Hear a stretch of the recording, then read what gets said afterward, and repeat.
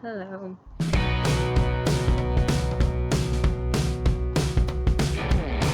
This really alive in me, and I wanted to address it right now as this sense of transforming from doing to being. Because I think that this is something that I've been missing, and a friend of mine at some point sent me this saying that we're human beings, we're not human doings, and somehow our society, the Western society, is constructed in the idea of doing.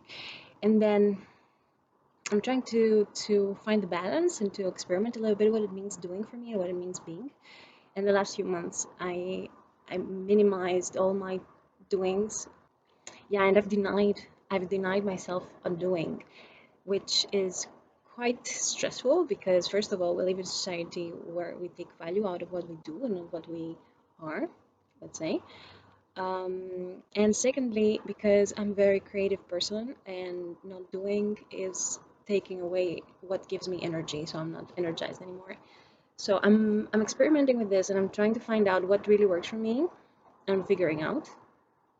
And what happened today, I heard this person talking about not missing life and that it takes a lot of time experimenting with our own lives and wasting time, blah, blah, blah, blah, in order to figure out ourselves and to get somewhere. But what I realized is that when we grow up, at least in societies like the Western societies, let's say, or at least in Greece where I grew up and in the family where I grew up, what I saw is that my parents and parents around me are saying to their children, not yet, be careful with that, don't run like that, you're not ready to do that, don't do this yet, not yet, la la la la. And this, I reflected upon it and I realized that it gives a sense of uncertainty. Like if I feel ready to do something and my parent says I'm not ready yet, if I want to try something out and my parent says no, then don't we program ourselves, don't we program our children not to try when they feel ready, but to try when society or someone outside of them dictates that they are ready for it? What I'm trying to say is that as parents, and therefore also in self-parenting, do we actually enhance the self-awareness on when do I feel ready to do something and then going for it? Or do we enhance this sense of you may feel ready, but you're not because I know better? And yeah, seeking validation and seeking approval from other people. And somehow it popped in my head that, oh my God, yes, I may feel ready, but I still don't do a few things because I'm seeking that outside validation, that kind of approval, that kind of like, um, I don't know, like the sense of support and motivation from outside resources in order to feel empowered and to feel able and capable in order to do it. Like, it's, do you see it? Am I grasping it enough? It's like, hi, what? This newly profound sense, this new concept that I'm grasping on right now. I'm thinking that, hey, maybe what I should do in my self-parenting, and therefore when and if I will become a parent, is to enhance myself to going for it when I feel like it, and even if it doesn't land as perfectly as it would, to still be able to harvest the learnings and the feedback and the self-awareness and the presence and the gifts and the miracles that this experience has to offer, because it's always there.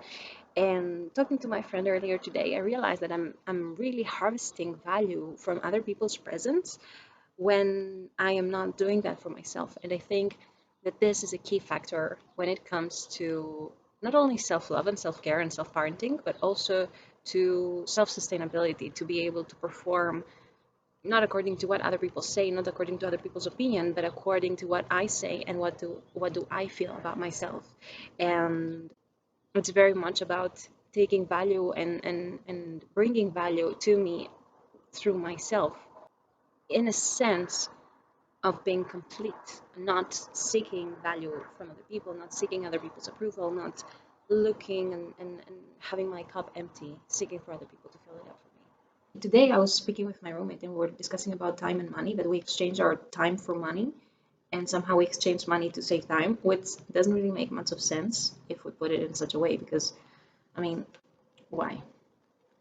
And then we grew our conversation from that to discussing about money and abundance and chakras and the sense of survival. And because we're both from Balkan countries, I'm from Greece and she's from Bulgaria, we were discussing how cultural programming connects money with survival. When in comparison, when we were living in the Netherlands, we saw that it's not the case. In the Netherlands, what we both experienced was that I can survive even without money. I can grow my own food, or I can volunteer, or I can do other things in order to survive. But when we come back to Balkan countries, specifically Greece, where we are located right now, or also in Bulgaria, as she explained to me, this is not the case. We don't feel, and we didn't have the feeling also before living in the Netherlands, that I can survive without having money. I can survive without making money. For the last few months, I would say, I'm trying to figure out a way to reconnect with myself and to distinguish what I would like to do next. Having a balanced financial life, let's say, it's a little bit blocked because I'm expecting a few things to be done in the next few months. So I'm keeping what I have, and I'm not really creating more income yet, um, which makes me feel a little bit stuck. And I want to create more flow. And what I realized today is that the pace of the world, the way that we live the daily life, the way that we live our lives today, it's extremely fast. Like I've spent a couple of months already trying to figure out, trying to, realize where I stand in order to rebrand myself and in order to be able, in order to realize what I want to bring to the world and to create, not a product, but create what it is to be created. And I find this all the time on social media, sponsored posts and advertisements and all these things that, yeah, learn how to market yourself now, learn how to grow your business, learn this, overcome that, da da da da da. And I'm like, whoa, it's beyond the distracting part. What I'm cutting myself being repulsed by is the rushness. Like, what if I spend a year figuring it out? Do I have to watch all the courses and deny all the knowledge that these courses provide? Because, like, what if I have a gap year? What if I don't create any revenue or any momentum or any whatever?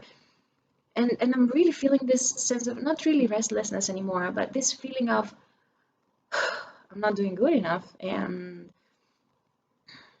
taking a week off is okay, but when it comes to a month off, or when it comes to whatever, how long off, it's an issue. I'm questioning, is it a real issue if I don't know what I want to do for the next 6 months, or for the next year, or for the next however long?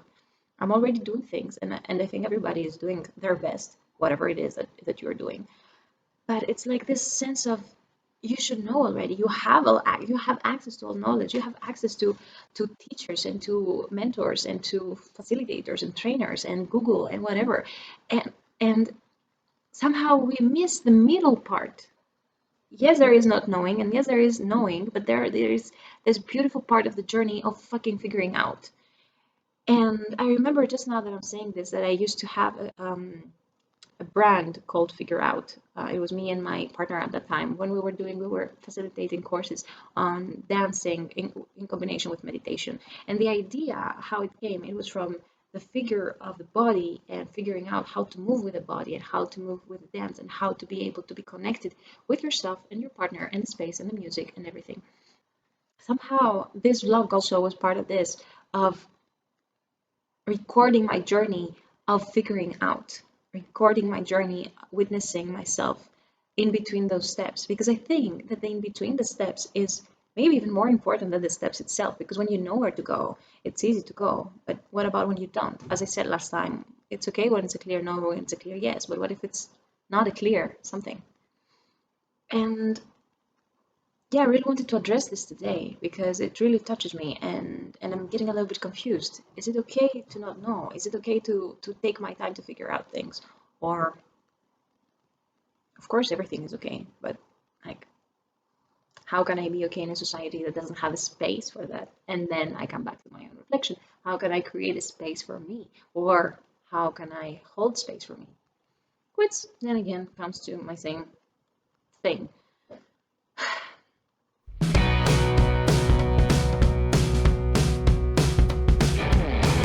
See you next time.